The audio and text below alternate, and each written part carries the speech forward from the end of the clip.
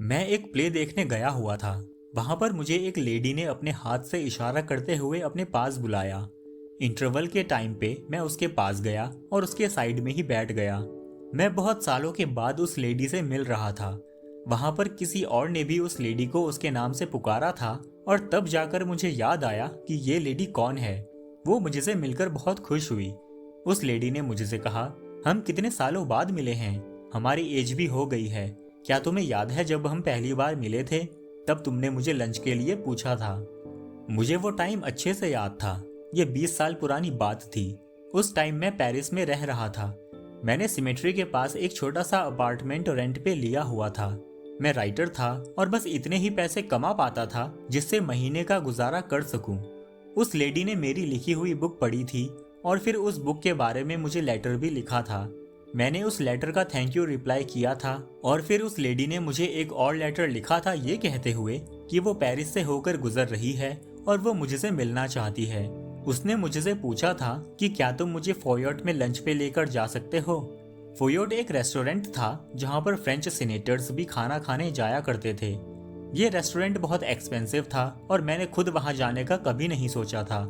लेकिन मुझे अच्छा लग रहा था कि एक लड़की ने मुझे अपने साथ लंच के लिए पूछा है और मैं बहुत यंग भी था तो मुझे लड़कियों को ना कहना नहीं आता था। उस टाइम मेरे पास बस 80 फ्रैंक्स ही थे जो मेरे महीने भर का खर्चा था। मैंने सोचा था कि एक मोडेस्ट लंच 15 फ्रैंक्स का होगा और उसके बाद मैं नेक्स्ट 2 वीक्स तक कॉफी नहीं पीऊंगा।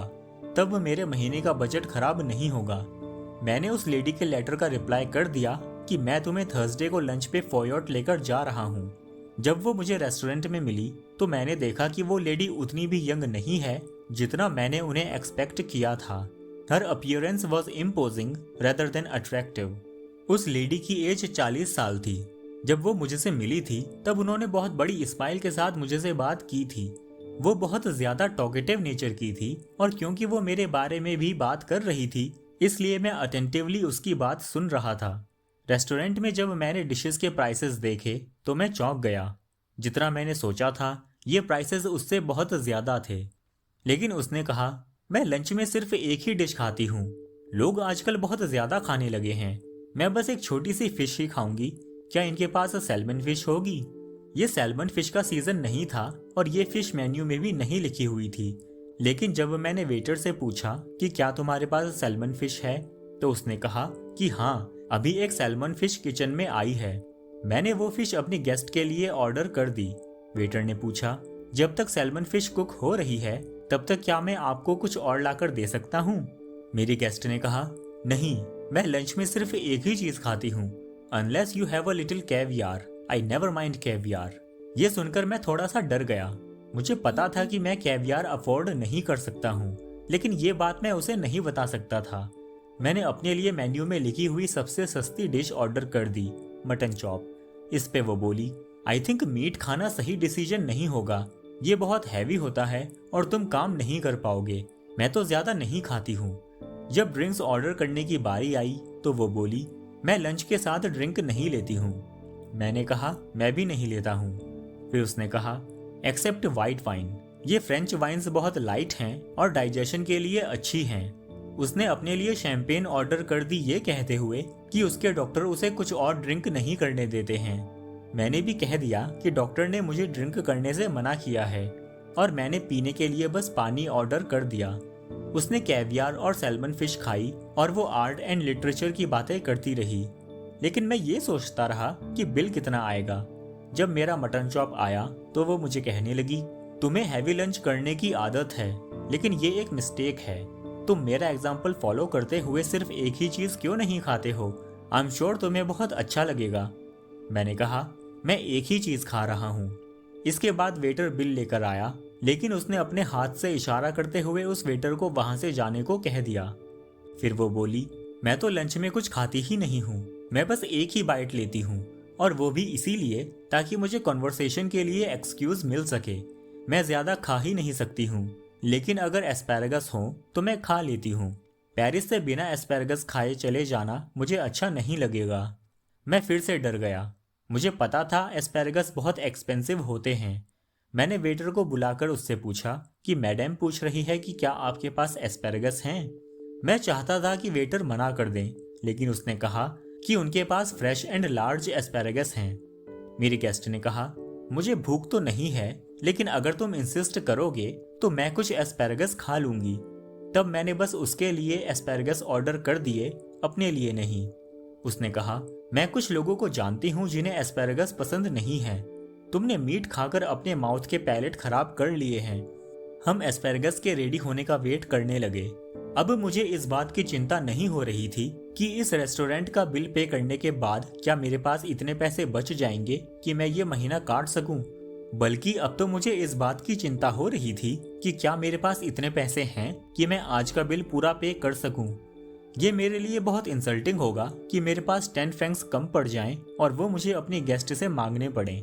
मैंने सोचा कि अगर मेरी जेब में पैसे कम पड़ गए तो मैं नाटक करने लगूंगा कि किसी ने मेरा पर्स चुरा लिया है, और अगर इस लेडी के पास भी पैसे कम पड़ गए तो मैं अपने रिस्ट वॉच गिरवी रख दूंगा और कह दूंगा कि मैं बाद में पैसे देकर ये रिस्ट वॉच वापस ले जाऊंगा। वेटर ने एस्पैरागस ला कर दिए और उस लेडी ने वो सारे खा लिए।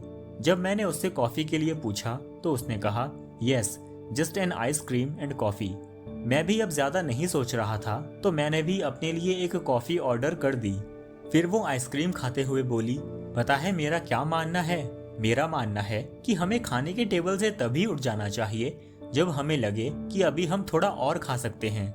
मैंने उससे पूछा, क्या तुम्हें अभी भी भूख लगी हुई है? उस लेडी ने कहा, नहीं नहीं, मुझे भूख नहीं है, मैं लंच नहीं करती हूँ। मैं मॉर्निंग में 1 कप कॉफी पीती हूँ और फिर सीधा डिनर करती हूँ, और मैं लंच पे कभी भी एक चीज से ज्यादा नहीं खाती हूँ। मैं तो कह रही थी कि तुम्हें ऐसा करना चाहिए। जब हम कॉफी का वेट कर रहे थे तब एक बुरी घटना घट गई। हेड वेटर मुस्कुराता हुआ एक बास्केट लेकर आया जिसमें लाल लाल पीचेस रखे हुए थे। ये तो पीचेस का सीजन भी नहीं था, इसलिए मुझे लगा कि ये बहुत महंगे होंगे। मेरी गेस्ट ने बातें करते हुए एक पीच उठाया और उसे खाते खाते बोली, तुमने अपना पेट मीट खाकर भर लिया है और अब तुम कुछ और नहीं खा सकते हो, लेकिन मैंने तो बस हल्का सा स्नैक ही खाया था, इसलिए मैं ये पिच एंजॉय कर सकती हूँ। बिल आया और मैंने वो पे कर दिया। उसके बाद मेरी जेब में बस इतने ही पैसे बचे थे कि मैं वेटर को थोड़ी सी टिप दे सकूं, बस 3 फ्रैंक्स। जब मैंने वो 3 फ्रैंक्स टेबल पे रखे तो मेरी गेस्ट ने उन्हें देखते हुए ये जरूर सोचा होगा कि मैं कंजूस हूँ। लेकिन जब मैं उस रेस्टोरेंट से बाहर निकला तो मेरे आगे अभी पूरा महीना पड़ा हुआ था और मेरी जेब में एक पैसा नहीं था। हैंडशेक करते हुए उसने मुझसे कहा, मेरा एग्जाम्पल फॉलो करो और अब से तुम भी लंच में बस एक चीज ही खाना।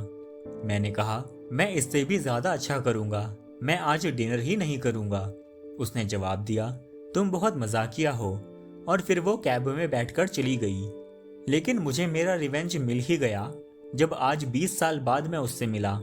मुझे ये तो नहीं लगता कि मैं एक ऐसा आदमी हूँ जो दूसरों से रिवेंज लूं, लेकिन गॉड्स मुझे माफ कर देंगे क्योंकि मैं तो बस इवेंट्स का रिजल्ट देखकर सेटिस्फाई फील कर रहा हूँ। आज जब मैं उस लेडी से मिला तो उसका वेट 21 स्टोन्स था।